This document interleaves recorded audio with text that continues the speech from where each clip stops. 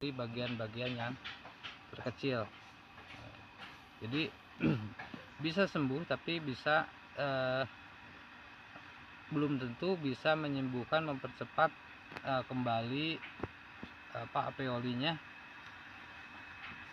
pori-pori bagian. Nanti saya buka ya.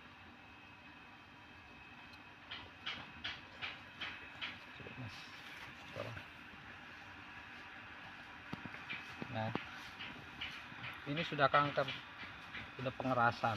Ini tidak mungkin hidup lama, tidak mungkin, karena di alveoli ini harusnya ada. Jadi ini penyebab kematiannya selain dari makan, ini dia sudah sulit untuk bernapas, sudah tidak bisa menyimpan oksigen. Ini udah bentuknya seperti daging semua, tidak ada. Harusnya kalau yang banyak gelembung ini dipijit itu keluar bergelembung. Ini penyebabnya paru-paru. Nah, ini bisa dari unsur amoniak maupun unsur gas metan ya yang terhisap, ataupun dari embun. Tapi kalau embun, kalau yang dikandangkan itu sangat tidak memungkinkan. Yang sangat memungkinkan itu amoniak sama gas metan di keterangkapan, atau debu yang terhisap. Inilah ya yang sangat ya, merupakan penyebab. Ini kesembuhan tidak menjamin memperbaiki kualitas lebar paru-paru, tidak menjamin, walaupun ini anak dombanya masih tingkat pertumbuhan ya. Jadi sudah tidak ada, jadi tidak akan, walaupun kita ulang pengobatan. Kemarin mereka udah berubah karena beralih penyakitnya ke pencernaan.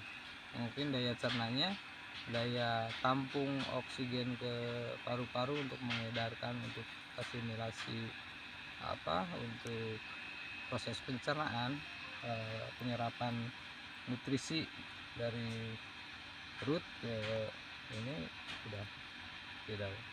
Ini salah satunya.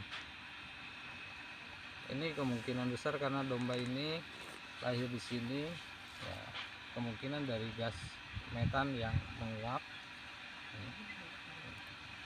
Jadi perlu kandang setata mungkin untuk perkandangannya. Usahakan kotoran itu jangan ada di bawah kolong, atau apalagi tersisap langsung gitu ya di atas. Nah, ini kita di jantung tidak ada yang mencurigakan, hanya di sini ya, makanya tanda tanyanya akan lemas, mati lemas, dia udah tidak kebagian oksigen. Mana kita, jadi hanya kemampuannya hanya di bronkus di sini, kemampuan di sisanya sebagian. Jadi jangan dianggap sepele itu untuk masalah gas metan sama amoniak yang tersisa.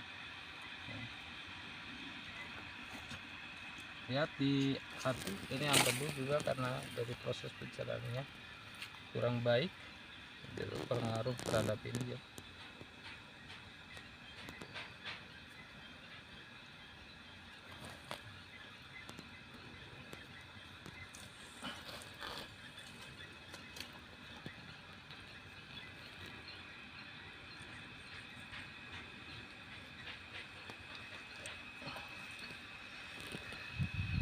Hati aman, tidak ada cacing, bentuknya juga lancip, tidak ada pembengkakan.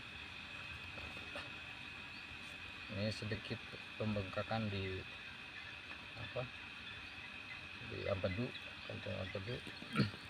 Kita lari sekarang ke penyebab mensret ya. Kemungkinan penyebab mensret pembayang.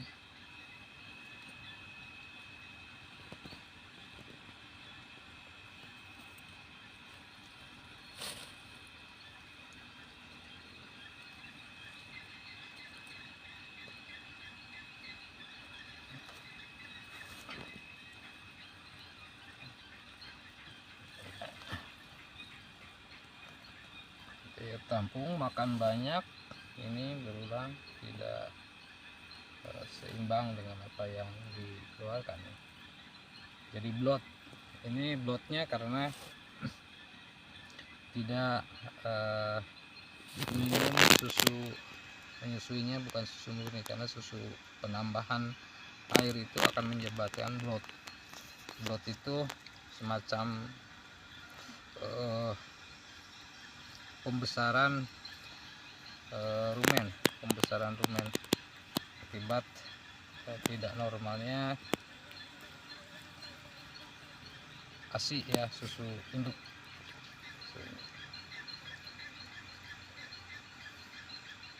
Masuk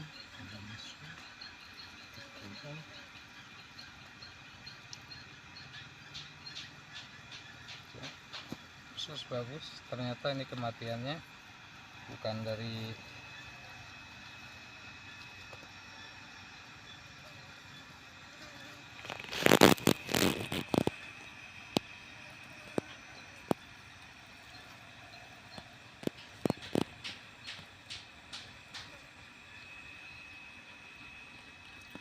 pencernaan, karena sudah sembuh kemarin pencernaan itu dari paru-paru itu kesembuhan itu tidak, kalau udah infeksi itu, kalau misalnya ini yang ungu ini ya, nah ini warna ungu ini infeksi kan, ada infeksi paru-paru, ini di dalamnya nanti tidak akan, ini justru akan merusak sel alveoli di tengah, di lembung ini. Tuh, udah jelas kita udah berbentuk daging semua. Saya cari yang ada oksigen, yang kira-kira oksigen itu sudah mengeras semuanya. Saya ulang.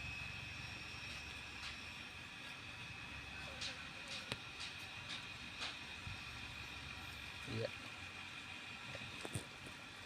saya tampung kembali. Kita kembali ke usus yang kemarin kita obati, ternyata udah dari ini udah segini, udah bagus. Ini ginjal normal kayaknya. Iya.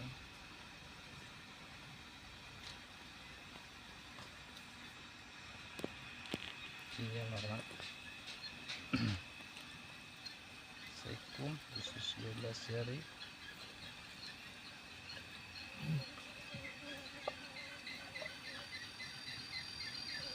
Cacing sudah tidak ditemukan.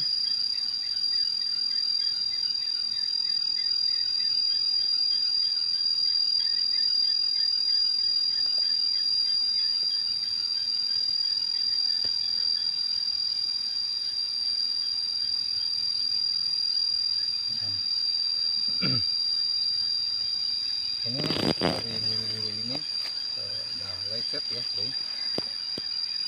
Dari usus lecetnya.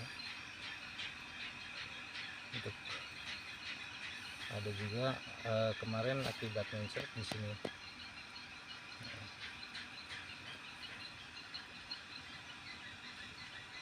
Ini udah botak, harusnya banyak bulu-bulu untuk penyerapan nutrisi.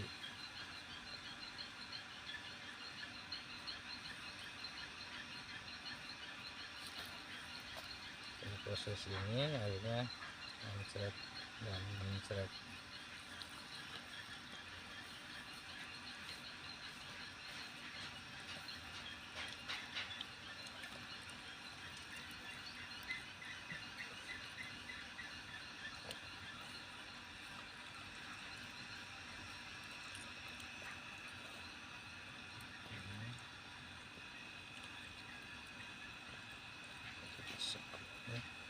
Usus buntu.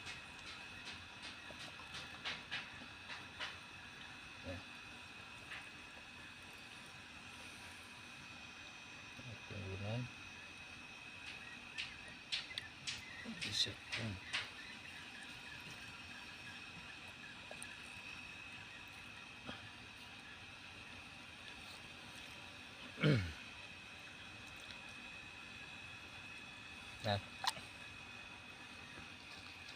dari kesimpulan ini kematiannya adalah dari paru-paru. Jadi para peternak untuk tetap memenuhi aturan teknik pembuatan kandang. Jadi jangan disepelekan, itu dari reaksi-reaksi dari kotoran itu ada dua yang dikeluarkan secara langsung, yaitu dari air seni, yaitu amoniak, terus yang